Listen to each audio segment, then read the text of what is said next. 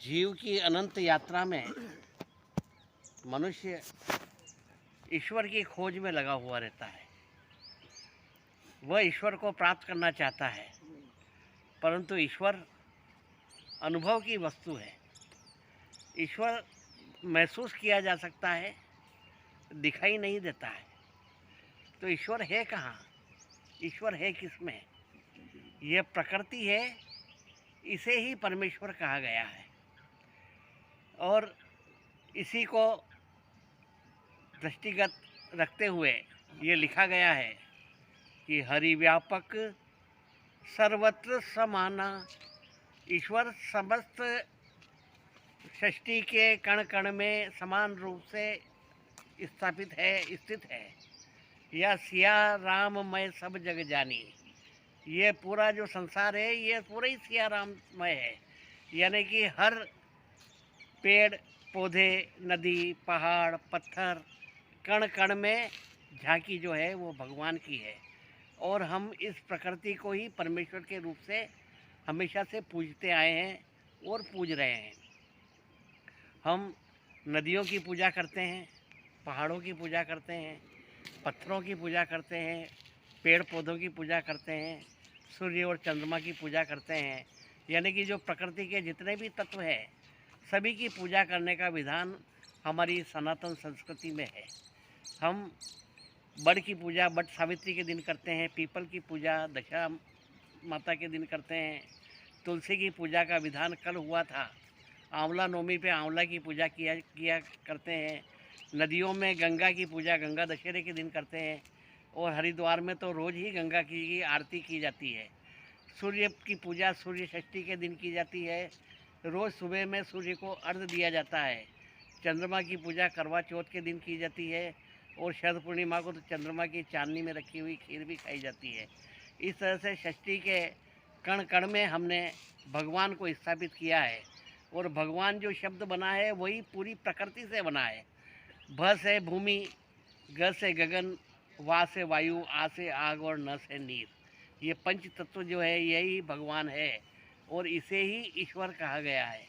अब हम यही गलती करते हैं कि प्रकृति से दूर रहते हैं, यानी कि हम ईश्वर से दूर हो जाते हैं। और जितना हम प्रकृति के निकट जाते हैं उतना ही हम परमेश्वर के भी निकट जाते हैं। इसलिए पूरी प्रकृति को हमने हमारे परिवेश में समाया हुआ है। हम हमारे घर के बाहर बंधनवार लगाते हैं। बंधनवार कौन से पत्तों की बनती है? या तो आम के पत्तों की बनती है या अशोक के पत्तों की बनती है। ये दो ही पेड़ ऐसे हैं जिन पे कभी पतझड़ नहीं आता है। और इन दोनों पेड़ों पर 4 पीढ़ियों के पत्ते एक साथ पाए जाते हैं। उनके बंधनवार घर के दरवाजे पर लगाने का मतलब ये है कि हमारे परिवार के अंदर भी 4 पीढ़ियों के पुरुष हमेशा मौजूद रहे। दादा परदादा, बेटा पोता परपोता, ये सभी हमारे घर में हमेशा मौजूद रहे। इसलिए शगुन के रूप में हम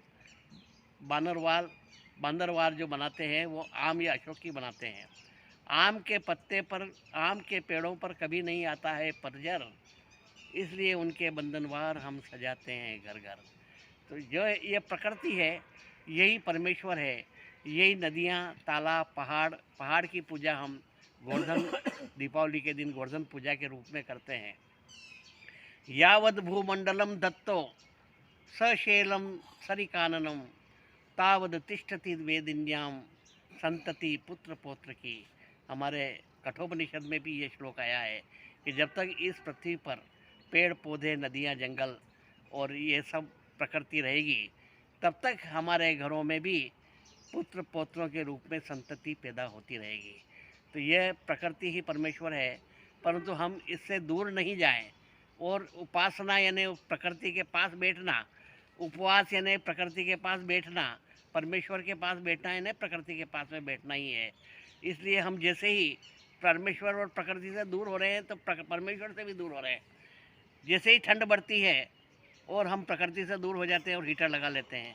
जैसे ही गर्मी बढ़ जाती है तो हम प्रकृति से दूर हो जाते हैं और कूलर लगा लेते हैं। तो हमें प्रकृति से दूर नहीं रहना है, प्रकृति के पास जाना ही परमेश्वर के पास में जाना है। और परमेश्वर के पास में जाने के लिए ही हम सभी लोग यहाँ पर आज रोज़ सुबह में तेलिया तालाब पर आते हैं।